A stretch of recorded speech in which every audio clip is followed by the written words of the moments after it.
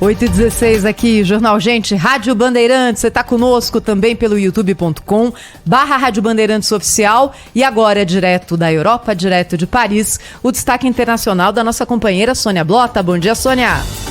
Um ótimo dia para você, Thaís, para o Cláudio, para o Pedro, para os nossos ouvintes queridos que acompanham o Jornal Gente na Rádio Bandeirantes, aqui em Paris, 12h16. E aqui, dia de greve geral na França.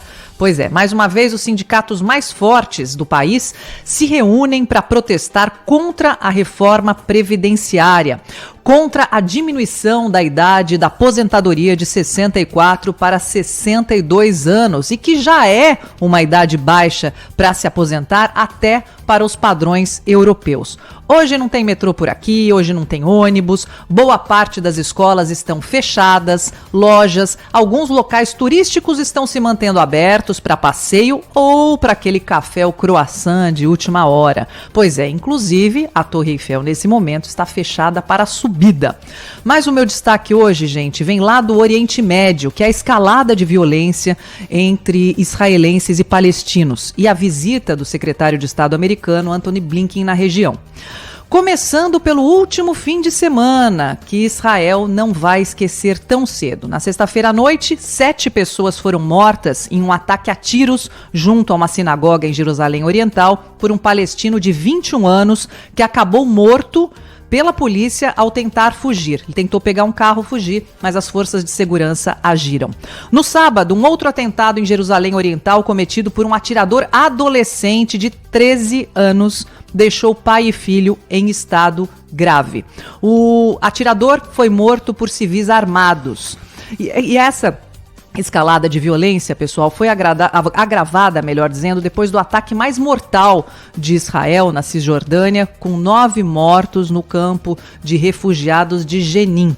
E nas últimas 48 horas, guardas israelenses mataram outros 2 palestinos na Cisjordânia, território que é ocupado por Israel desde 1967. O fato é que as mortes, tanto do lado israelense quanto do lado palestino, se multiplicaram nesses últimos dias, apesar dos apelos internacionais por moderação.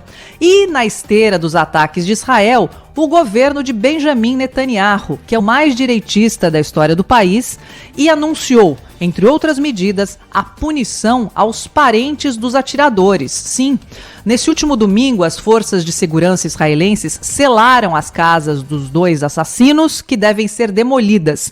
E o governo de Israel informou que os familiares dos assassinos serão punidos, começando pela perda de direitos como seguridade social. O premier israelense afirmou que são famílias que apoiam o terrorismo. Bibi, como Netanyahu é conhecido, reassumiu o cargo há um mês e afirmou que vai acelerar a atribuição de licenças de porte de arma para milhares de cidadãos israelenses, incluindo os serviços de inteligência.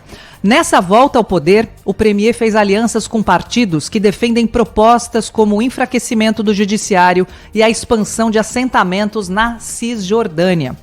E neste contexto conturbado, o secretário de Estado americano esteve ontem na capital Tel Aviv para participar de negociações de paz entre israelenses e palestinos. Tel Aviv, que já começa a protestar contra o governo atual. Mas a visita do secretário de Estado americano, que começou no Egito que historicamente é o país mediador do conflito, termina hoje, depois do encontro com o presidente da autoridade palestina, Mahmoud Abbas, em Ramallah, na Cisjordânia. Resultados práticos nunca sabemos se vamos ter com essas visitas, já que o conflito é milenar. A interferência americana nessa guerra ficou mais evidente, a gente vai lá para trás, nos anos 1970, já que a estratégia dos Estados Unidos na época era isolar a então União Soviética, fortalecendo os israelenses para que os árabes se abrissem à negociação.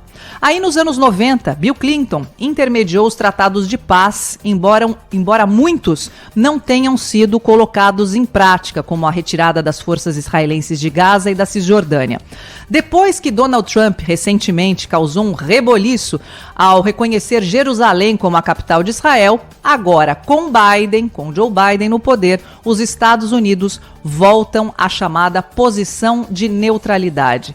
Mas tudo isso, gente, para dizer que esse conflito está muito longe de um acordo de paz. A gente está falando sempre da guerra na Ucrânia, mas é um conflito que preocupa há séculos e que se torna cada vez, a violência se escala cada vez mais. E nesses últimos dias nós temos aí um governo em que está deixando o povo lá dentro polarizado, mas que também tem a sua briga externa.